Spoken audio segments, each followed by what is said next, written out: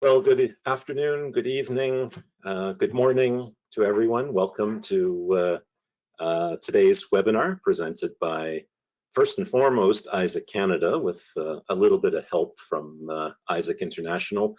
My name is Franklin Smith, and I want to welcome everyone today. This is not just although this is a Canadian production, we have people on the line from Canada, the US, and friends from Europe and places beyond. So this is in keeping with Isaac's tradition of making things global, worldwide. So wherever you are and whatever time of day it is for you, welcome. We're thrilled to be able to present today's webinar, the third in the series that's been presented or being presented by Isaac Canada. And I just want to remind everyone of a couple of things before we get started. For attendees, your microphones are automatically muted at your end, and that is to allow you to carry on whatever conversations you may want to or need to without fear of disturbing the webinar. It won't. You are more than welcome, and we encourage everyone as the presentation starts and works through the presentation. By all means, if you have questions, feel free to just type those directly into the GoToWebinar question pane.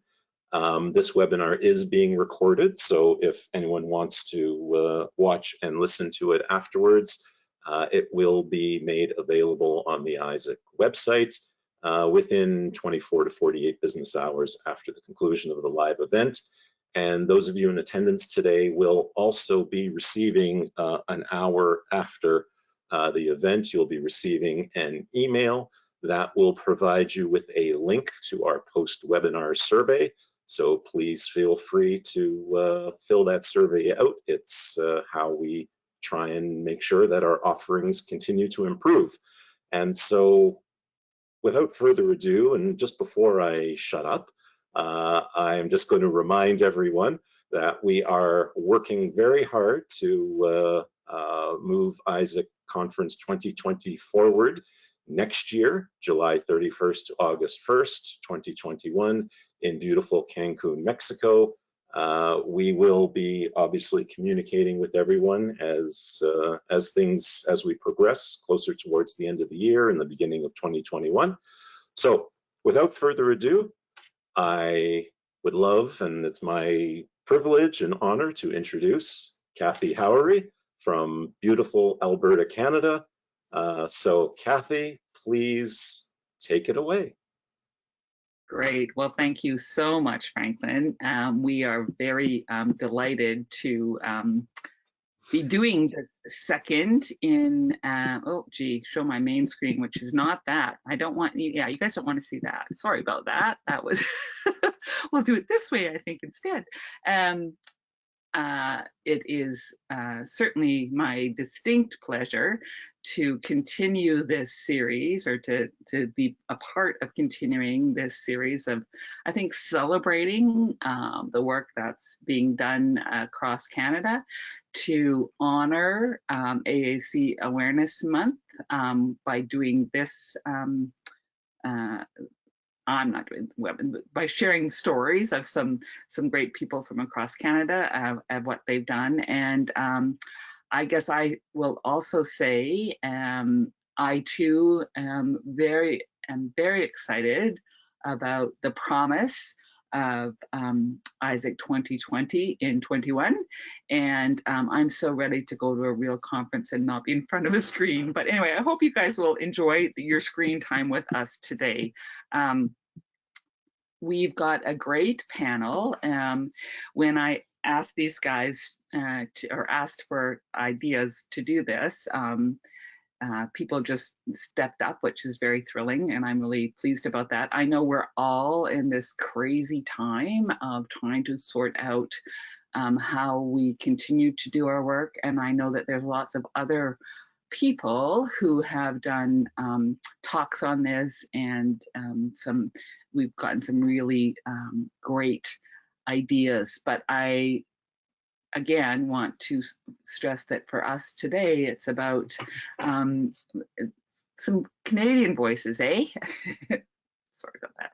And I'm delighted to say that we have people from not coast to coast, but from a wide range of our country who are going to share. So how it's going to work is I'm going to introduce the speakers to you in the order that they're going to speak, and then they will each take the mic and speak with you about their great work.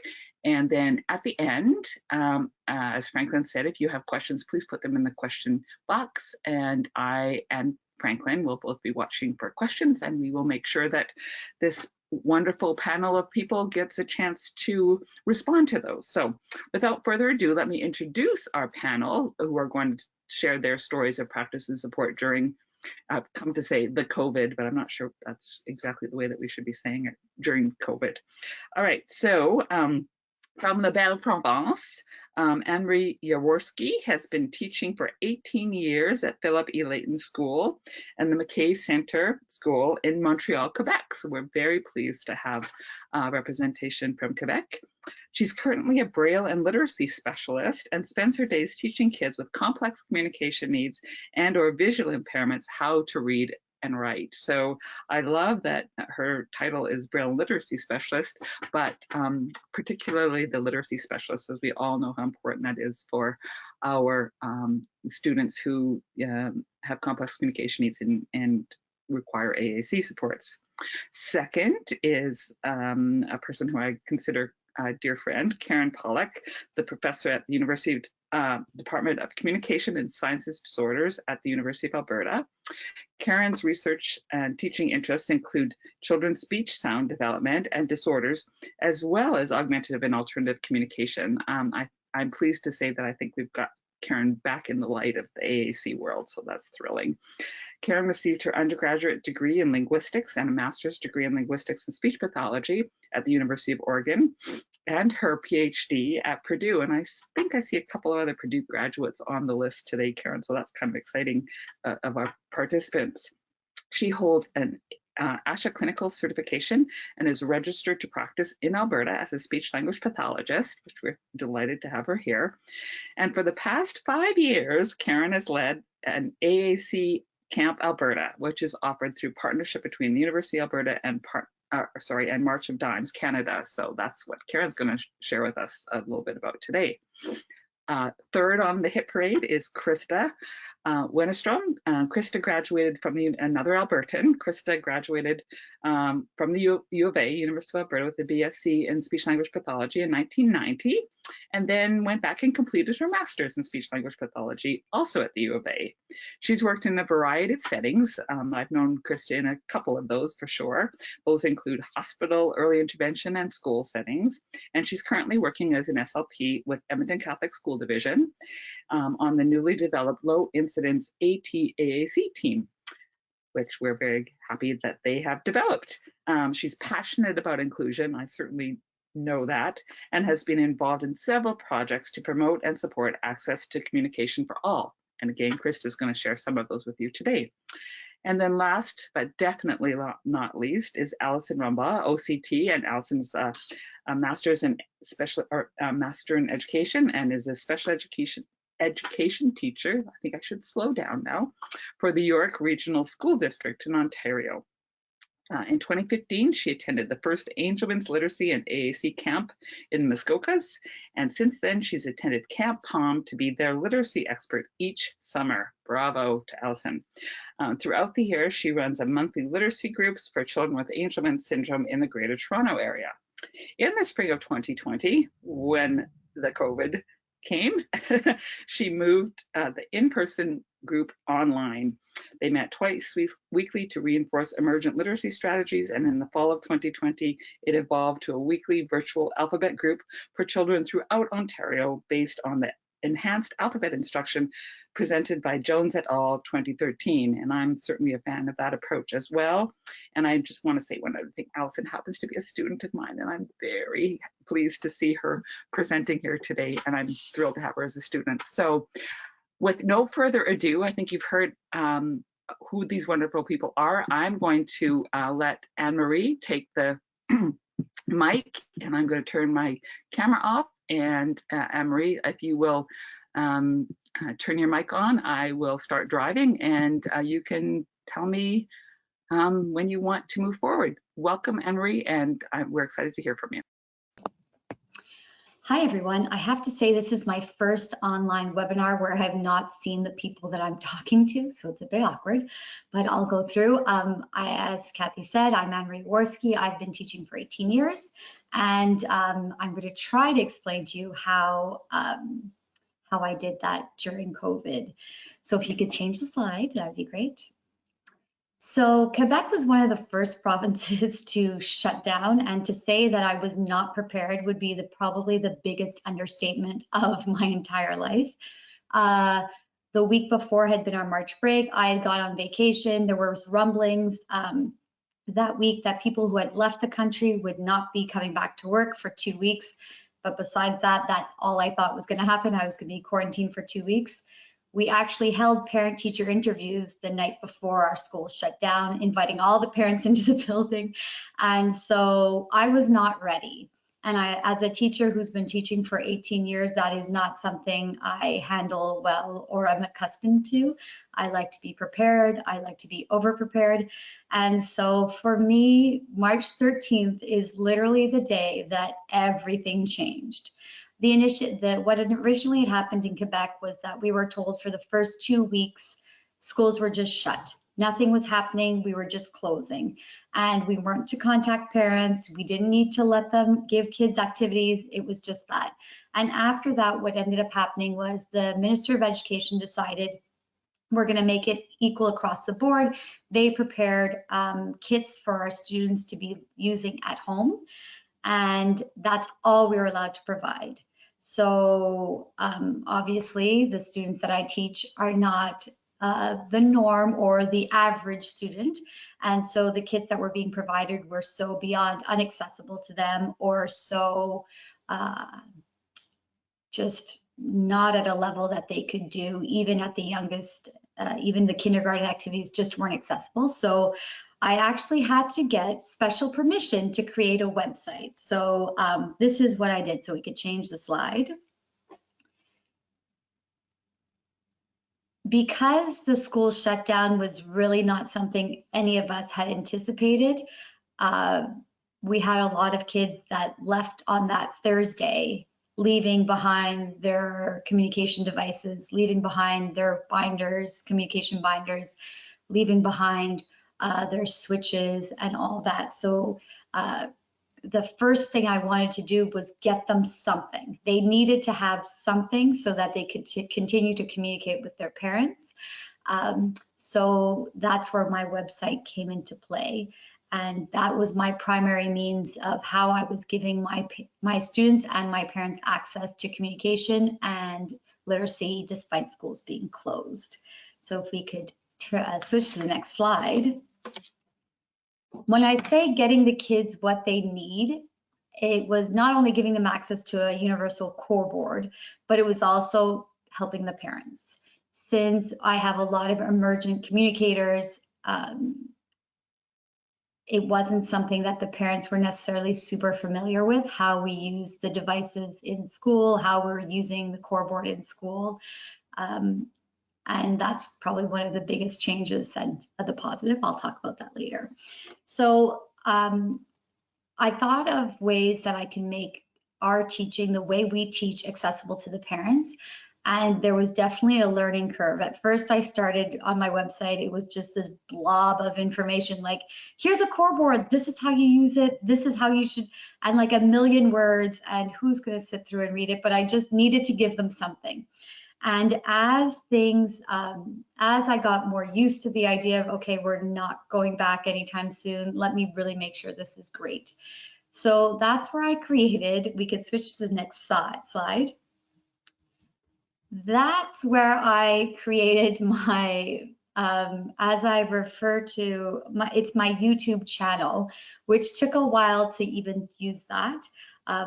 where I created pre-recorded activities showing the parents exactly how I use a core board to communicate during reading, how we work on alphabet literacy skills, early alphabet skills, and how we work on spelling and all that in the classroom. And even in that, there was definitely a huge learning curve. I would mass produce all these videos, and then I'd be trying to upload them and not remembering what anything was. So I was forced to like watch myself to figure out what I pre-recorded. I got better as COVID went along, thank goodness. And in the end, it would take me probably about 2 to 2.5 hours. I would record all my videos on the weekends when my husband was home and could keep my children entertained. And then I would upload them up onto the website so the parents would be set for the week's activities. What I noticed in doing those videos was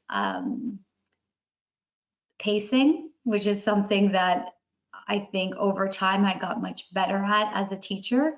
But how do you pace an activity when there's no child in front of you? So I would tell the parents, please just use the pause button. I tried filming myself doing things and then just waiting, like old 1980s TV shows where they're like, what do you think? And there'd just be dead silence, but it just became really awkward and I didn't know if it was too fast. So that was one of the things I did. What I heard back from the parents was how important those videos actually were to them in how to help their kids, because as much as they knew their children really, really well, they had no idea really how we were doing things in school. So the videos were definitely eye-opening for the parents. So at this point, I have still not actually done any online teaching. The only way I've had access to the parents was through this. Luckily, that was because the government was saying we weren't allowed. In the middle of May, so this is already a couple months into COVID, we were finally given the allowance to start online learning with our students, and that's where I hit my next big hurdle, although I felt more prepared for it at this point, because how on earth do you teach a kid who's using an eye gaze device when you can't see what they're doing? And that is where I realized the importance of families and family involvement. So if we could go to my next slide.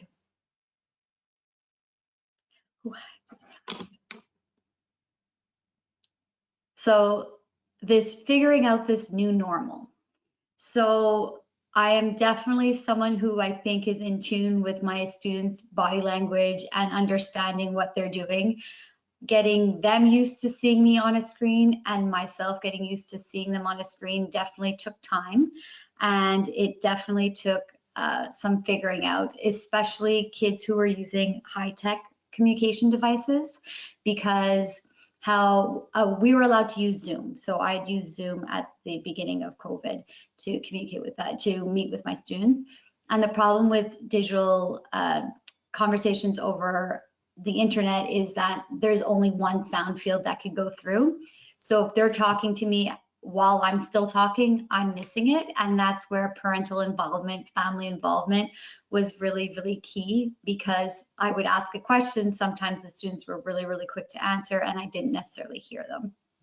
So they would say, oh, he said this, or she said, we did it. Yeah, they got it. So that was definitely a challenge, especially when you're so used to just being able to, oh, I missed that, and peeking over the screen.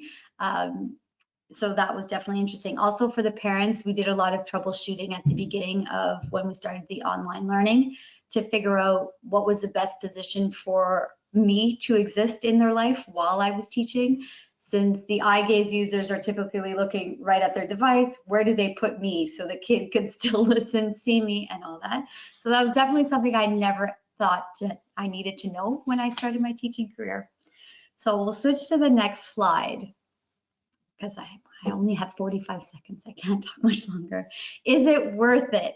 1 billion% yes. I think I got to have these incredible moments with these kids that I was missing desperately. We were able to continue almost our entire regular literacy program that we would do typically for an hour a day with each of these students. I would work with them in a group or small group setting. So 100%, as much as it seems ridiculous to say that, online learning is feasible even with kids who are nonverbal, multi-impaired, with severe physical disabilities. It was still very, very possible and successful, because even during this quarantine time where everyone says the world stopped, my students kept moving forward. They learned new things. They got to show off their skills to their families, and it was fantastic. So we were able to still create our class books. We were still able to work on, we could switch the slides. You'll see I still did my early alphabet skills with my beginner communicators. Luckily at this point I was able to get back into the school because originally everything was shut down. We weren't allowed to get our materials. So finally, beginning of June, I could finally go into my classroom and get stuff. I couldn't actually go into my classroom. My principal had to, and he collected all the stuff I needed, and I was able to pick it up. So I could actually use my props that I usually use while teaching in class with the students, and we could switch the slides. Parents got to see exactly how I model, how I cue, how we wait for those answers. And we could switch to the next slide. And what I have learned, it is still, parental support is your biggest victory. If you could get them on board, it really does make your learning so much, the students' learning so much better.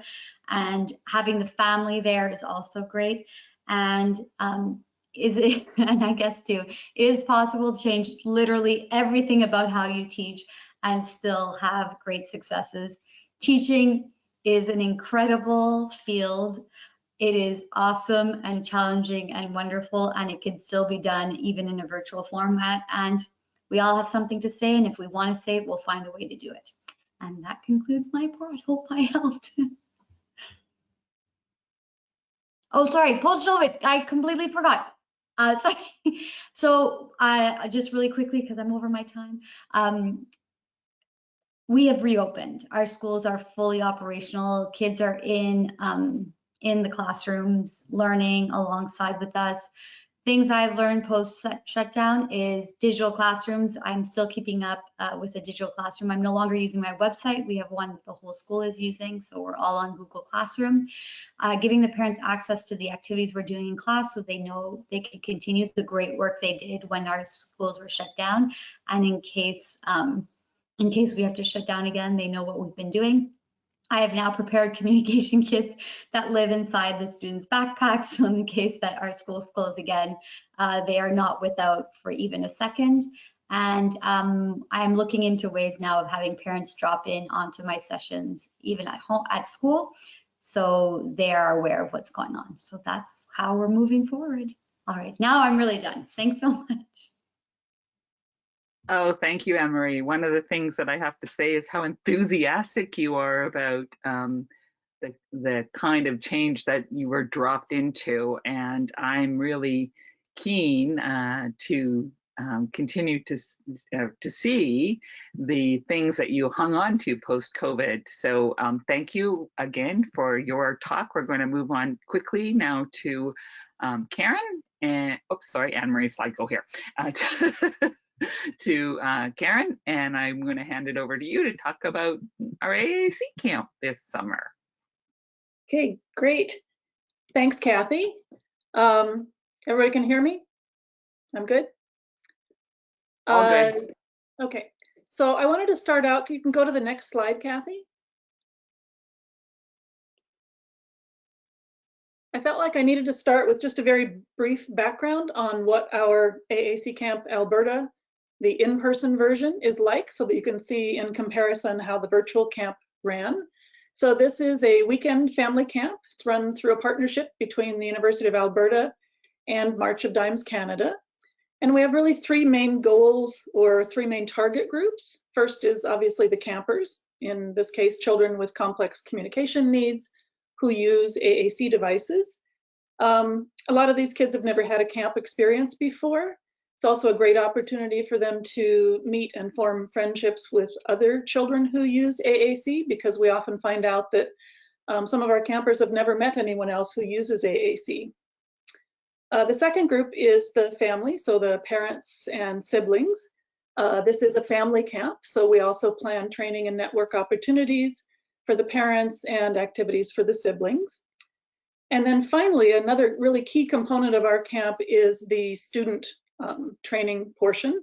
So our AAC camp offers a unique interprofessional and experiential learning opportunity for students in speech language pathology, occupational therapy, and physical therapy. And the students do receive 1 credit elective credit for their participation in camp. So you can move to the next slide. The thing that makes our camp stand out, I think, from other camps for children with special needs is the focus on communication. And we do emphasize multimodal communication and social interaction in a naturalistic setting. You can go to the next slide, just very quickly. We typically take around 20 campers. 25 is really our maximum based on the capacity of the venue that we use. Campers range from usually 6 to 19 years of age, and they must already have a speech generating communication device and some basic proficiency and experience using it. Our campers come with a variety of different diagnoses. We have kids with cerebral palsy, Down syndrome, autism, apraxia, other syndromes and conditions. And at our in-person camp, one of the main things that we do is we do pair up each camper with a one-on-one SLP student counselor. So that student counselor is with them from morning until night. They eat with them, which is a great chance for them to get to know the families. And they help them through all of the activities while the parents are often off doing parent training sessions and the siblings are off doing their own activities. The campers are usually grouped into groups of 4 to 6 campers, and the groups are primarily based on age. Each of these teams of campers with their counselors is led by an experienced SLP volunteer, and they also have support from both OT and PT volunteers. Next slide. In terms of activities, we have been holding our camp at Easter Seals Camp Horizon, which is a beautiful, fully accessible camp southwest of Calgary in the foothills of the Rockies. And they have a range of typical camp-like activities like swimming, arts and crafts, archery, high and low ropes. And they have staff who are really experienced in adapting these activities for kids with disabilities. So next slide.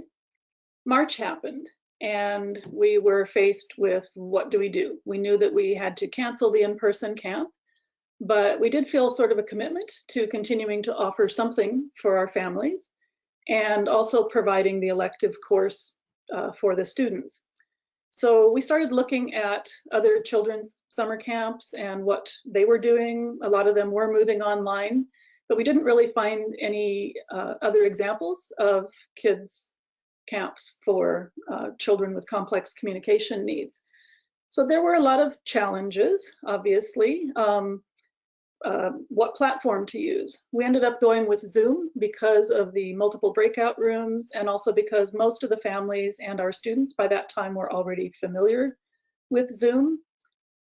We spent a lot of time wondering if anyone would come or were they by August, were they going to be sick of Zoom from having done school online through most of the spring? We didn't really know how well it would go, so we kept the cost really, really low. My big fear always, I remember back from 2016 in the first year of our in-person camp, I figured it would be a success if nobody complained and asked for their money back. So we were, that was my paranoia kicking in again. And the next step then was to create online activities that were engaging, but still adaptable to kids across a wide range of ages, abilities, and interests. Another challenge was being careful about how much information was on the screen at any one time, because with our teams, There's the camper, there's the counselor, there's the supervisor, and even if you put 2 campers with those people together, you already end up with 6 screens on your device at the same time. So we went with a very small camper team size with only 2 campers on each team. And that helped to minimize the number of different people who were logging on at the same time. So next slide, we built it and they did come. We ended up with 20 families. 6 of them had previously attended our in-person camp. We were a little bit surprised that we didn't get more returning campers, but I think they had a really hard time getting over the fact that they weren't going to the mountains, they weren't going to go camp outside and all. The other surprise for us was that we hit a very diverse geographic area. We had 10 participants from Canada and 10 from the US, and they were spread across 4 time zones. Added in another challenge, and this is just a photo of some of the families checking in for the day. It was always so fun to see them pop up on the screen and look eager and interested in joining in. Next slide shows our schedule, and I know you can't see the tiny details here, but the 3 columns are Friday, Saturday, Sunday. We ran from Friday afternoon to Sunday afternoon. We had 6 camper activities. Those are shown in blue, 4 parent sessions, those are in yellow, and 2 sibling sessions in green. We knew that the parent and sibling sessions would probably translate pretty well to the online format, but we weren't really too sure yet about the camper activities.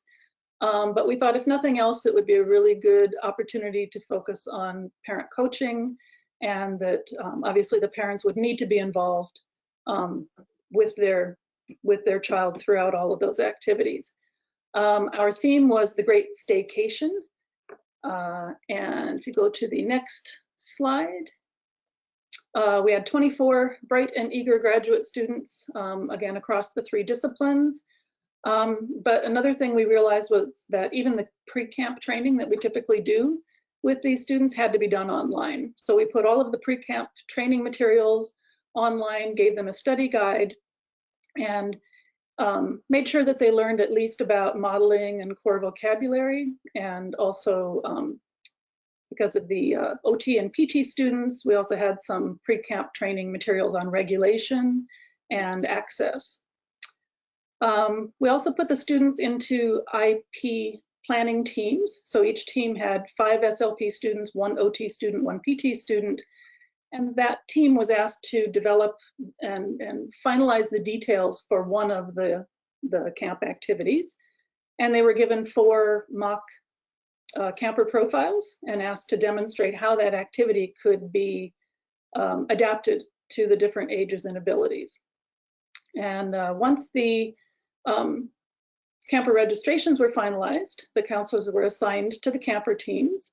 We didn't need that one-on-one ratio that we normally have with our in-person camp, because each camper already had a parent or a caregiver or an older sibling working with them at home.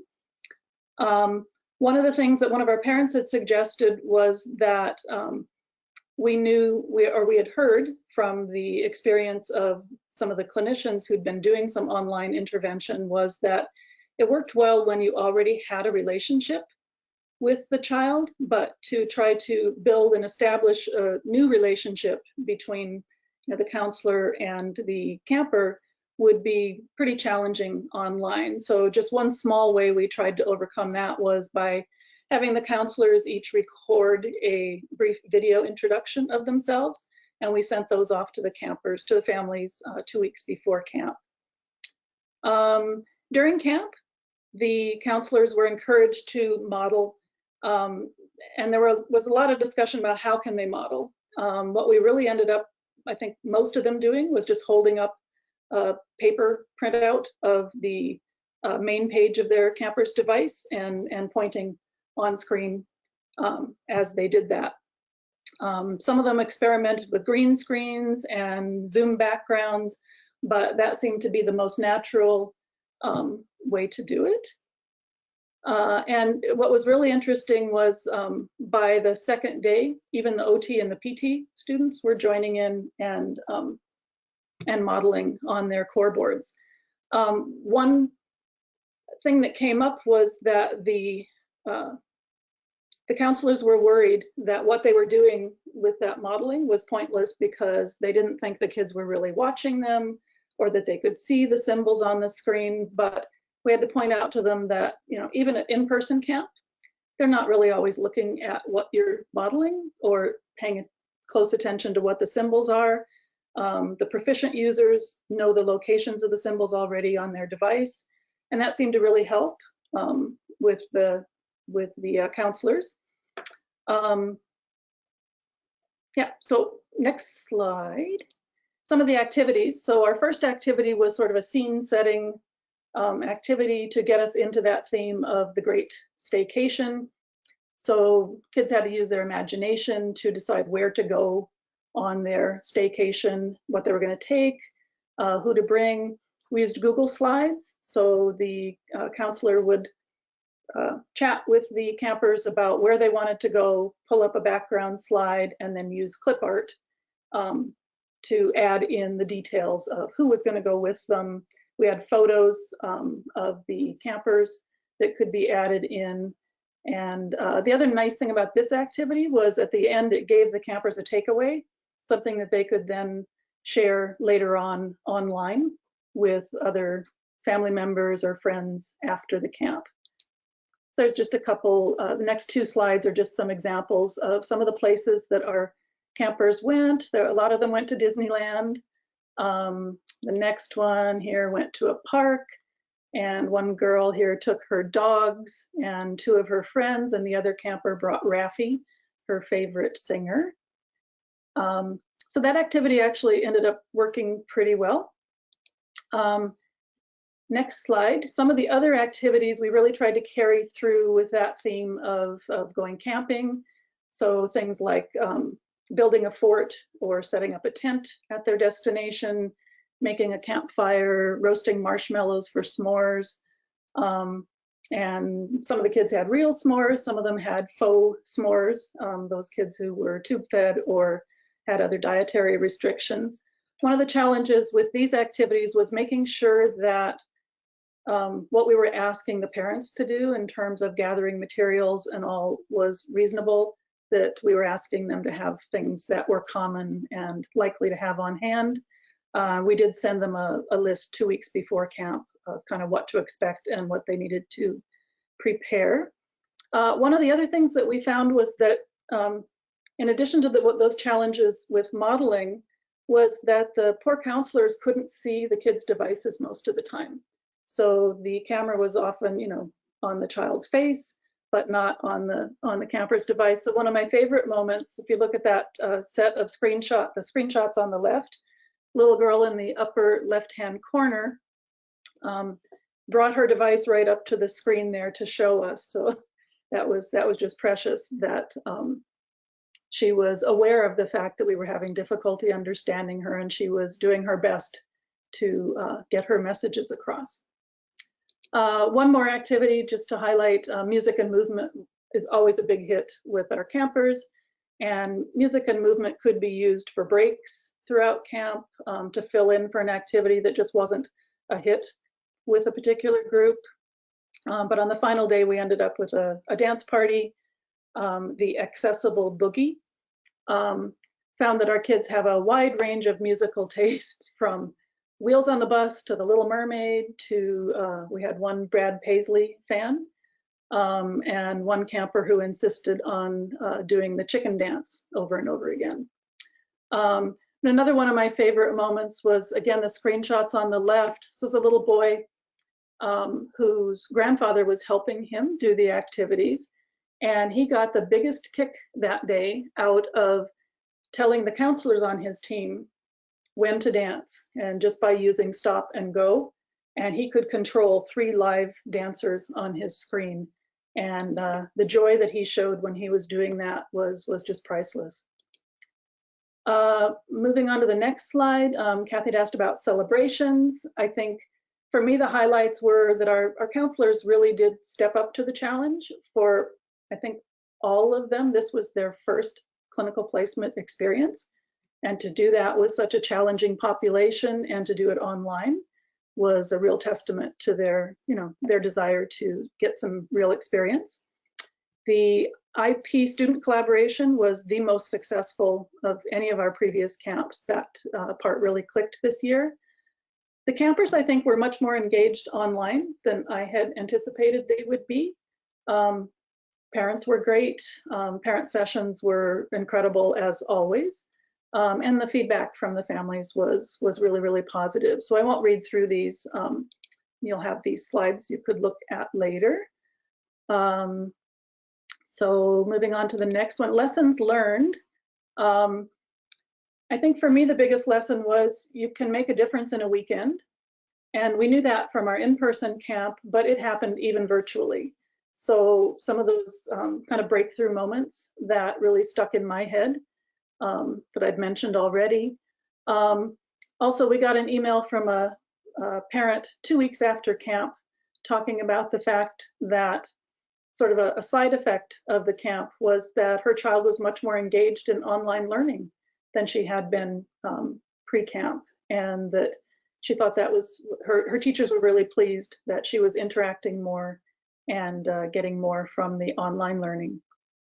Other lessons learned, and I guess we always knew this, but parents really want and need resources and support. And that for me, remembering that our students and counselors learn best by doing. So planning the activities and working through those case examples, I think really prepared them well this year for camp. Next slide, one final lesson, I think more for the students than anything else, but a lesson in flexibility and following the child's lead. On Saturday morning, the counselors were trying to set up an activity for a group of 2 little girls here. And one of the campers grabbed her device and said, eggs. And her mom was really surprised and realized that she meant she wanted to go out to their backyard and to the chicken coop and collect eggs. So at first the counselors were like, okay, sure, go, let us know when you're ready to come back and you can rejoin the activity. But supervising clinician, and it might have been Kathy, I'm not sure, stepped in and showed an interest in the chickens and the eggs. The mom ended up putting the group on her phone. We all went out to the backyard while Meg collected her eggs and brought them in. So proud to show them off to everyone. And then the other camper joined in and said, I like eggs. So another one of those really heartwarming moments for us, and possibly a breakthrough for that particular camper to see that her interests were followed up on. What will we keep post-COVID? We are tentatively planning a 1-day virtual reunion camp in March this year.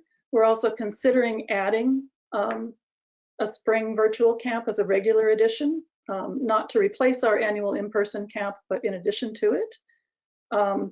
We'll keep using the IP planning teams for the counselor pre-camp training, and also I think the pre-camp counselor videos that we sent off to the families are a great idea even with the in-person camp. And then my final comment is just that it takes a village to run a successful camp. We couldn't do it without a dedicated team of volunteer professionals and all of the great support that we get from March of Dimes Canada. And so on the final slide there, I just left my email in case anyone has any questions or wants to chat about camps. And that's it for me. Extraordinary. Thank you, Karen.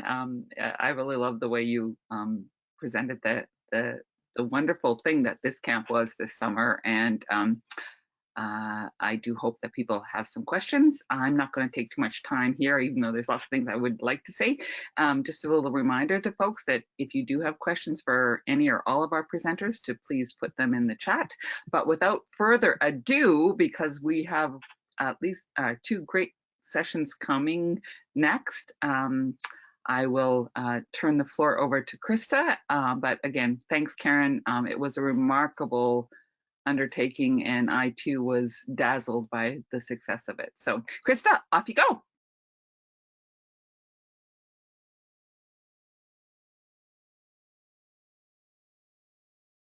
Krista, you need to unmute yourself. On the top corner.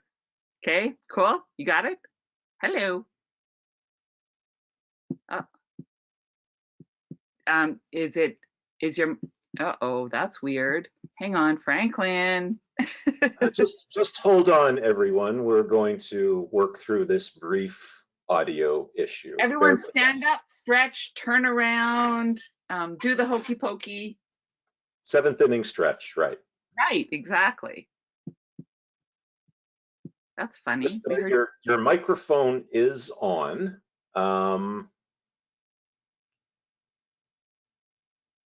If you can try and turn it off and then turn it back on again on your end, please.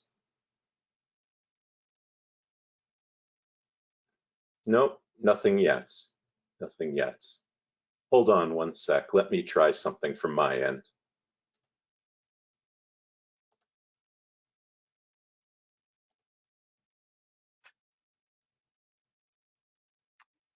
We forgot to say the technology prayer. Darn it. Nope, Franklin. nothing yet. So here's what I'm going to suggest, Kathy. If it's not too much of an issue, perhaps we can skip Krista for now. Krista, what I'm going to suggest is that you log out of the system and then log back in again. Perfect. Okay. All right. So we will, we're going to move along past, I probably shouldn't do it that way. We're going to move along, and we are going to throw the mic and the talking stick over to Alison Rumball. And Alison, ready or not, here you go. I'm ready. So I'm going to talk about virtual literacy groups. There are pictures, and all the parents gave me permission to use the photos and their children's names throughout the presentation. Next. So a little bit about our history. We started in June 2016 with in-person literacy groups in the Greater Toronto area. A local school donated their gym to us, but we quickly outgrew this and parents wanted more. So we ended up turning our 1-hour literacy session into a 3-4 hour meeting. So we would have a literacy session, and then we'd have potluck at different people's houses throughout the area. That helped to cut down on travel time. So some people were traveling less and more. We also would go out in the community. So we would go to the Markham Fair. We also submitted entries to the Markham Fair, or we went to Word on the Street. And that's what we have done historically. Next. And then COVID hit. Parents were still very interested in continuing with the literacy groups. So we decided that we were going to go twice a week, and we would do it using Zoom. Attendance was completely voluntary, but usually 5 of the 8 families would attend each session, and we had 4-year-olds to 12-year-olds in the session. Please turn the page. So our agenda was very similar to what we had done in person. We did Caroline Musselwhite's name chant. Within Boardmaker Studio, I was able to replicate the name chants. So we would clap, tap, stretch. For spell, there's a little QWERTY keyboard at the bottom that I would pull up, and I'd use the keyboard to spell their name. But a lot of parents had alphabet flip charts that they would then model how to spell their name. Or this little boy in the picture, he has a Velcro of his name, and he would pull off each letter and show it to me as he was spelling his name. So, and we would do everyone's name every time. Then following that, we would read 1 book a week. Sometimes it was a fiction book and a nonfiction book that were matching, so they're both on the topic. So we did The Very Hungry Caterpillar and Butterflies, so that the kids were exposed to a different variety, or sometimes it would be the same book in different versions. So we did Rolling Along with Goldilocks and the Three Bears and Goldilocks and the Three Bears, just to expose the kids to different books. Could you turn the page, please? And then based upon that book, we did predictable sentence variation. I would pick a sentence starter. So the example in this picture is from The Very Hungry Caterpillar when we were talking about foods. So, and I would write I like, and then I just use the whiteboard within Zoom to record all of the answers that the children had given me. I'm gonna move on to the next slide, please. So what we use to make the predictable sentences, I would either create a Tar Heel reader book based upon that sentence, or I would create a PowerPoint book based upon the sentences the kids gave me. The difference was I'd use Tar Heel reader book if there was no private information being shared, or I needed to customize it. So the PowerPoint books were used when we talked about 5 rainbow and speckled frogs, because the kids would tell me what color to make the frogs, and then I did it as they told me within PowerPoint. Or I'd also use Boardmaker Studio for when we read In the Pond. I could actually add the photos the kids were showing me in. And it was hard to find those photos in Tar Heel Reader. Please turn the page. So we took a hiatus over the summer, and in the fall, parents really wanted me to continue, and we decided that we would switch it up and we were going to work on alphabet knowledge. So the work that we were doing is based loosely on Jones et al. And the enhanced alphabet knowledge that she spoke about or wrote about. Please turn the page.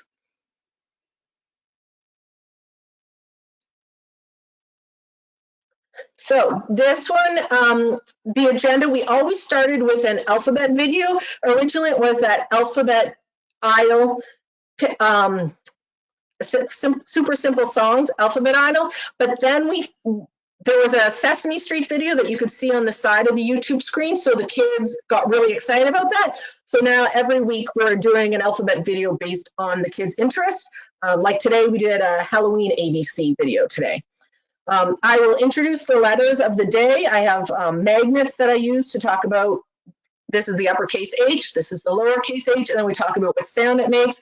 And I pause and let the kids make the sound in their head. Then we talk about where you can find the letter. So I have an alphabet flip chart. So I would talk about how we need to turn the page to find the letter that we are talking about. Or I also have some of their AAC apps on my iPad, so I'd also model with that. And then we'd watch about 2 minutes of the Jack Hartman Letter of the Day video. Next, please. And then we would read a book about the letter. It was just would say like H hat, H heart. And then we talk about different things that we'd seen. One of my parents was couldn't understand why her son kept, when we were talking about the letter A, her son kept saying grapes. And I said, that's fine, because grapes has an A in it.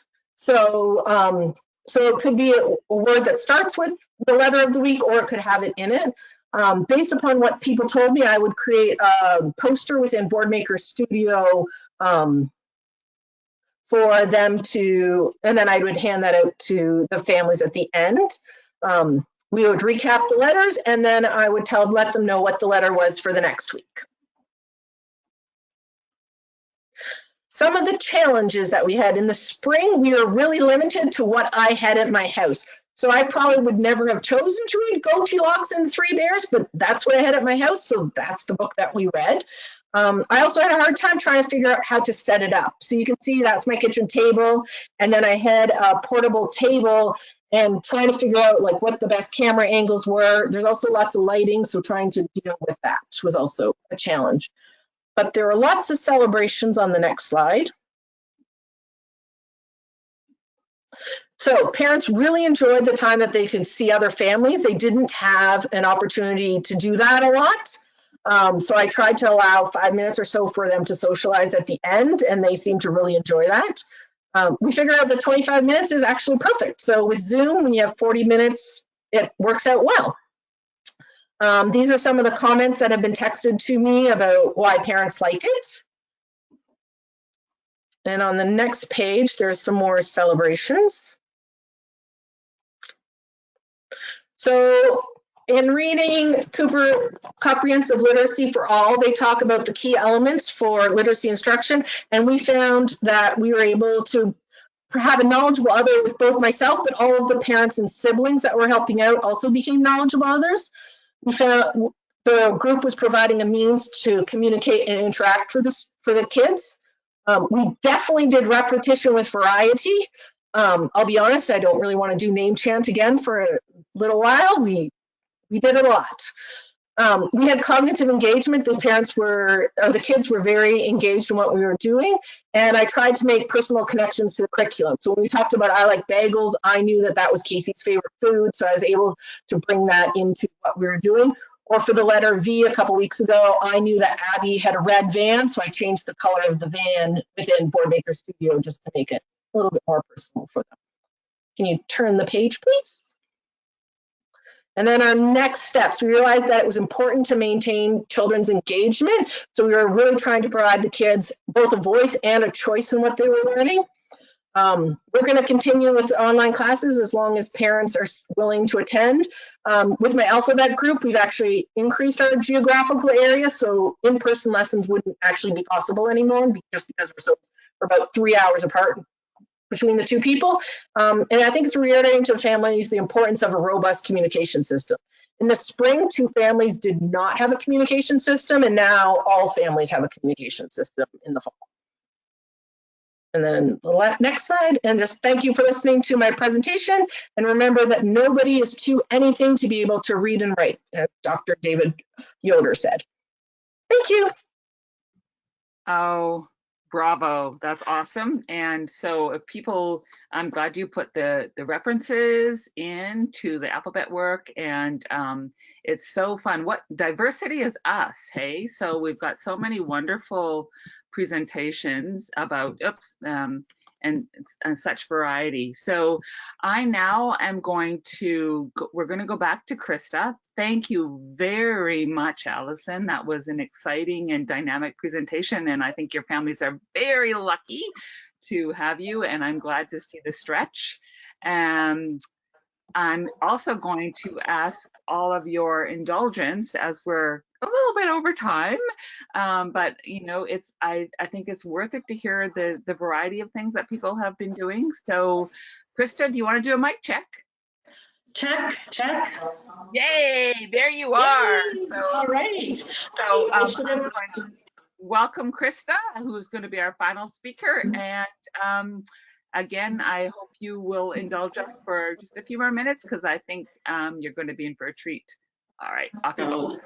Well, thank you. And Kathy, I should have warned you that whenever I present, whether it's in person or now online, there is a technical glitch. So yeah, the tech prayer would have been a smart thing to do before we started. But I'm so excited to share with you how we've been supporting our online students who use AAC since COVID began. So we'll just jump to the next slide.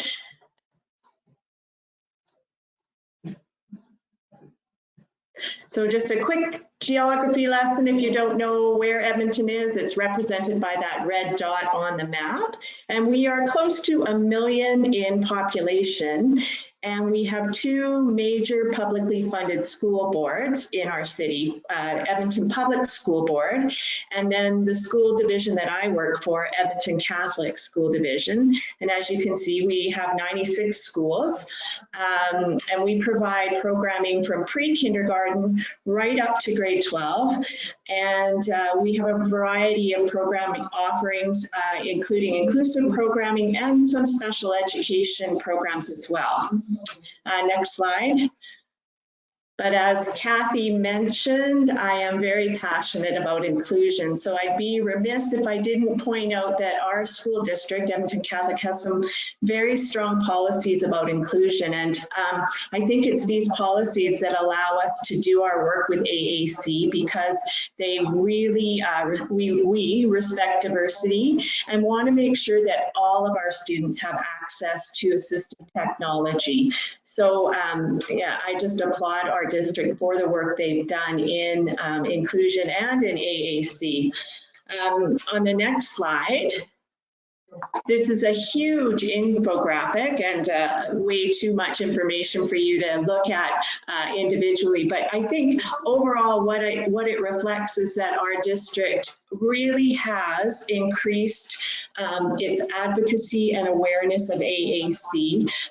This is a retrospective look at 4 years, and through those 4 years we've seen an increase in referrals, an increase in the number of devices that we loan out for trial, an increase in the number of devices that we successfully get funded for students.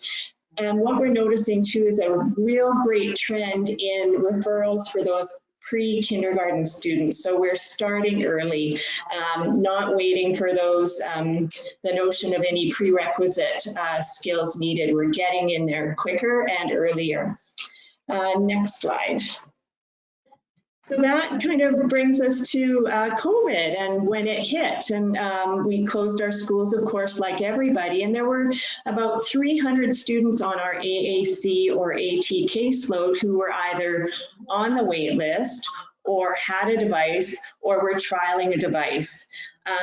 Edmonton Catholic Schools is a level 2 service center, which means we can support the trialing and the application process for students to get a direct access device.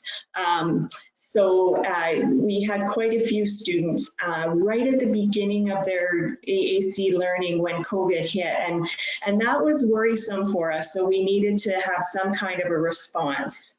So next slide. And I keep talking about the we.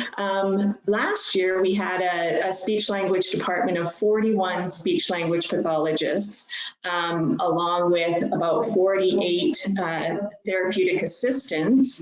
5 of those SLPs were dedicated to the AAC team, which was really great. Their role wasn't just to see all the students, but also to build capacity across our colleagues, our teaching partners, so that implementation could be carried on by the in-the-room classroom team. And of course the families as well. So with COVID happening, we had to quickly rethink how we were supporting our students, like all of you. And we formed some subcommittees, and we came up with some really great projects, 2 of which I'm going to share with you. The first one is our AAC at Home project, and then second is just some of our online therapeutic intervention experiences. All right, so let's hit the next slide. So this is our AAC at Home. It's meant to be a landing place for parents who are needing some support. Either they're just starting out with implementing AAC with their child, or they need a reboot. They just need to go back and look at how to get started. And we decided that a home would represent where all the students were learning right now. And we tried to make sure that we provided some very functional, routine-based ideas and strategies that would work in the context of the family home. So we created this house, and families can rotate or scroll through the different rooms in the house, and we wanted it to represent across the age span. So we had a preschooler bedroom, and then we had a teenage bedroom. So we're really proud of this house. Each month the content has changed. And we've just changed our whole website, so that is the link where you can find it now. I'll just quickly go through a couple of the rooms in the house so you can see some of the specific hands-on things that we were talking about. So Kathy, if you want to go to the next slide. So when parents go into the house, they enter through the living room, and in this we made different interactive pop-up activities. So Kathy, if you click on the lamp, there was just some general AAC tips that parents could read through, link to being able to print off core boards for home if they didn't already have a device at home or were waiting. We definitely did scramble to get devices home to kids. We also provided some specific activities. So Kathy, if you click on the games, board, box, so oops, that's okay. We don't have to, we can. So no. If you go over to that box of games on the shelves. Sorry, Krista, I can't, when I click on there, game, oh, there we go. Yeah, sorry. There we go. Okay. Hey, that's all right. So we came up with some activities that would get the whole family involved in modeling the child's vocabulary on their device or on their low-tech paper version. And yeah, let's go to the next slide now. And as I mentioned, we wanted to make sure that these activities were practical, not necessarily seen as homework, but things that could happen in the context of their everyday and in their home. So if you click on the fridge, Kathy, over on the right. Yeah, it's just an activity that families could play while they're in the kitchen with an a version of I Spy called I See. In every room in the house, we also suggested some core words that the family could focus on. And again, this content would change every month. So it really gave parents the opportunity to self-pace through the house. And you have the link, so I encourage you to go and explore the rooms in the house. The other thing that I didn't mention yet is we also embedded a lot of the great videos on YouTube that are already out there that support people in implementing AAC. So kudos to all those people that put out those great videos to show parents how to model core vocabulary or activities that make learning AAC fun. So the next slide, Kathy, we were wondering, of course, like, was this house being accessed? And if you click again on the line over there on the left, Kathy, you'll see that we actually had 1,000 views as of the end of August on this house. We posted it on our ECSD Facebook page, on our Instagram page, and of course on our website. So 1,000 views, I think, is not too bad for a resource like that. So we're happy to share it and have people take it and use it the way they can. We will continue updating that house as well because we continue to have online learners. So when kids went home, I think I heard a few people mention, devices, having access to devices was really important. So we did a quick mail out of devices to schools for families to pick up, provided low-tech options as well. But it was interesting from an educational perspective. Many of the families whose child has complex communication needs, they opted out of continuing with any kind of online educational programming in the spring. And so often the SLP supporting that family was the only person that they were going online with, however many times a week that was happening. And so that one-to-one support for our families was really critical and was quite a shift for us from an educational setting to then being invited virtually into families' homes to support them. So it took some creative problem solving around getting organized, getting materials together, getting families the resources that they need. So once they did that, though, things really started to take off. And I'm going to share now about a student who, is really a success story for us. So go to the next slide, Kathy. This is Uriel and his mom, Marguerite. And Uriel is a grade 12 student this year, and he has a diagnosis of ASD. He's on the spectrum. His family is one of those that opted out of any online learning last spring. And Uriel was in the end of the first year of trialing a device. So he came late to us. He moved from a different part of the province and started grade 11, received his device halfway through grade 11, had some implementation support at school, but no implementation support at home was happening just by the nature of our services. So then when he went home, he took his device, but his mom wasn't accessing any kind of online support at the time.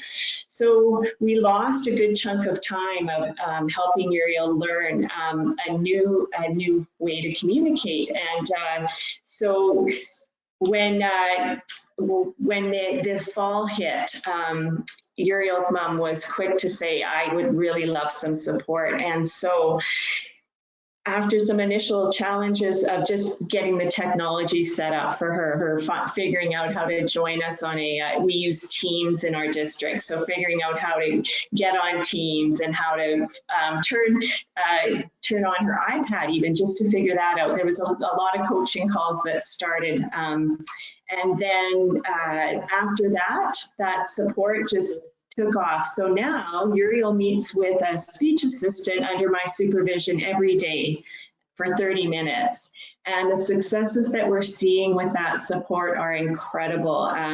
His mom really shifted from kind of, hand over hand, helping him without our direction, kind of, make buttons talk, to now she understands the prompt hierarchy. She does such a good job of waiting for Uriel to respond. And if you see in this picture in the bottom corner, there's Lene, our speech assistant, working with his mom. And, they're really trying to target some functional communication targets for him. She's still not accessing a lot of online from that curriculum from his classroom, but she's really finding value in this communication system, and we're seeing the changes in him. She's so much more confident now in guiding her son, and now Uriel is starting to use some spontaneous, intentional communication on his device. He's trialing a touch chat word power 108. So our next goal is to start getting some shared reading and some predictable chart writing in there. But for now, we're so happy that we're seeing the changes. And because he's in grade 12, my big push is to get him to what we would call criteria, so that we can apply for a device to be funded through Alberta Aids to Daily Living. So we've got our fingers crossed that they're going to keep up with this great momentum and continue on learning, because it's really exciting. So on to the last slide, I think, or second last slide. I'm talking fast because I'm aware of the time. So we had this group of 41 SLPs that has changed quite a bit due to funding cuts. We're down to 12 SLPs, but in surveying those that are continuing to do online supports, this is what they said, the stronger focus on the family unit has been amazing for their intervention. They're having more meaningful conversations with family, really helping families through routine-based communication priorities for them. And we see that their families are taking a much more active role in supporting their child with AAC, because we've had to come into their home, so to speak. Another great thing is, without the travel time moving from school to school, we can see more people in a day and support more families. So that's been great. The bad is the challenges with technology, of course, as we even had today. Some families too just not showing up for their one-on-one support with us. That was a challenge as well. And then just having access to those devices altogether, and for those families that just decline services. So being concerned about where their students were at and what's happening with their communication. So that's the good and the bad. And then on the next slide, just talk about the wonderful, and that is that family capacity building. We're just so happy that we connected with families in a different way, and we're going to keep going with that. We still have probably about 30% of our students with complex needs accessing online support, and so even after we go back into school, we know we have a vehicle now through online platforms to meet with families and talk to them about how it's going. And I think COVID has shown us that we do need a new way to do things, and that parent engagement in the educational world is just as important. So that's it. Thank you very much. Awesome. Thank you, Krista. That was terrific. And I know people are saying, oh, that's a really cool house. And it is a really cool house. I've been there. So what a great variety of responses and ideas and thinking, ingenuity. One of the messages that I really heard from this is how this has given us opportunities as educators and clinicians to really support families in a different way. And I'm excited about that. And I hope as you know, everyone here was asked, so what are you going to keep on doing? And I think there's some real, as Krista just said, and I think everyone did, there's some real learnings that we've all had from the COVID that we want to keep in our, I don't know if I want to call them toolkits, but in our practices and in our ways of supporting families. So there are some questions, and Franklin just said that I think we have about 5 to 7 minutes. Karen, a couple of questions, which are maybe I'm going to do it in an opposite direction about camp. How much time did it take to plan the virtual camp, Karen? And then how many, really, Karen, and then how many hours a day were the kids and the families? I just want to make sure I get Catherine's whole question here. How many, sorry, and how long were kids in camp every day? So Karen, take it away. More hours than I would care to count in terms of the planning, but man, it was worth it, right? It was worth it, and it would be so much easier to do it again. That's one of the reasons we really want to do it again. It was very reminiscent of planning for our first in-person camp. It was sort of all-consuming for about a month there leading up to camp. In terms of how long the kids were in anywhere from 1 to 3 sessions each day, and they were in a session for probably around 45 minutes. So even though the day was full, the starting times were staggered, and so a child would be in an activity for 30, 45 minutes and then have a 2 to 3 hour break before they would come back for the next one. Exactly. Awesome. Any other questions that I am, Franklin, did you grab any questions that I am missing, or do people have any other questions that they want to put in the chat or the comments? I think there was a question about family being able to sign up for the next virtual camp next summer.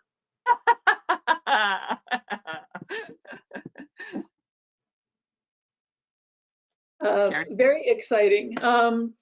Best way to do that is either go to our department webpage, the University of Alberta website, or go to March of Dimes Canada. It's a little bit hard to find.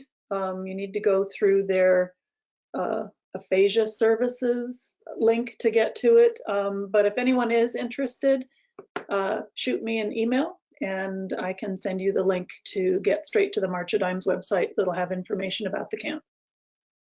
Perfect. And maybe Isaac Canada can help a little bit with that as well. So awesome. Yeah, well, that is exciting. Franklin, any other things that I missed? I just want to make sure that we don't miss anyone's questions.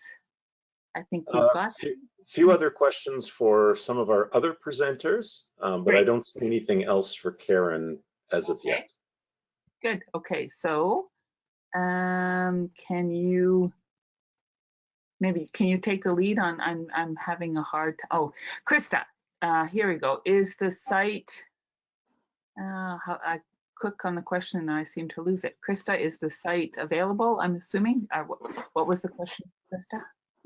Yeah, I can read it if you'd like. Is the site with the house available for the public or other educators to view? My school board has given us no support for AAC and would like to share or learn. Yes, can you hear me? Yes. Yep. Okay, good. Yes, absolutely. The link to the house is in the PowerPoint, so you can go ahead and click on that, and that should lead you right to it. And yeah, use away. Yeah, and I think the other thing, it's on Facebook, and there's lots of different ways that people can find it, and also on the East. So very good. And I know myself that I've also already heard of people who have dropped into your house and have found it a very useful tool, and it's an awesome resource for everyone. So Oh, that's great.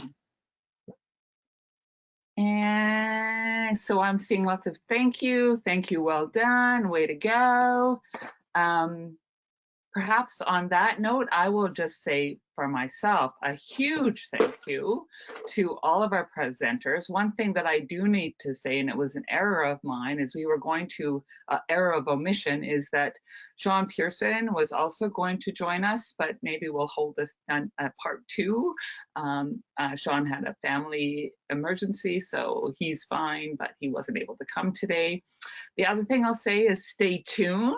Isaac Canada is gonna probably every 2 months or so work on celebrating some of the Canadian voices and practices. And as you can see from the group tonight, we've got some great things to celebrate. Yes, stay tuned. We'll keep you in touch. And my just greatest thanks to Anne-Marie, to Karen, to Krista, and to Alison for sharing your marvelous, creative, adaptive ways of reaching and teaching and supporting our kids. So with that, Franklin, I'll let you take it away, and thank you to Franklin for making this all happen. So thank you very, very much. Sorry, let me just get my slide going here. Thank you very, very much. I want to likewise, just like you did, Kathy, I certainly want to give a tremendous thanks to Alison and Marie, Karen, and Krista.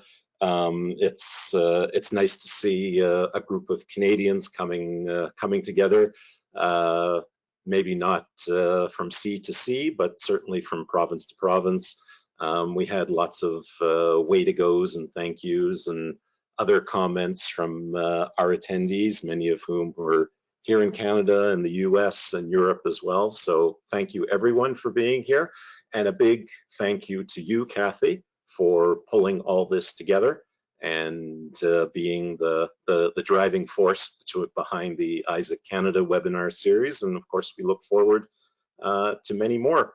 And just a reminder to everyone, we are planning for Conference 2020 next year. That work continues, and stay tuned. So I will wish a good evening, good afternoon, good morning, wherever you are in the world, whatever time. Have a great day, great evening, everyone. Stay safe, and we look forward to seeing you again next time. Thanks. Take care.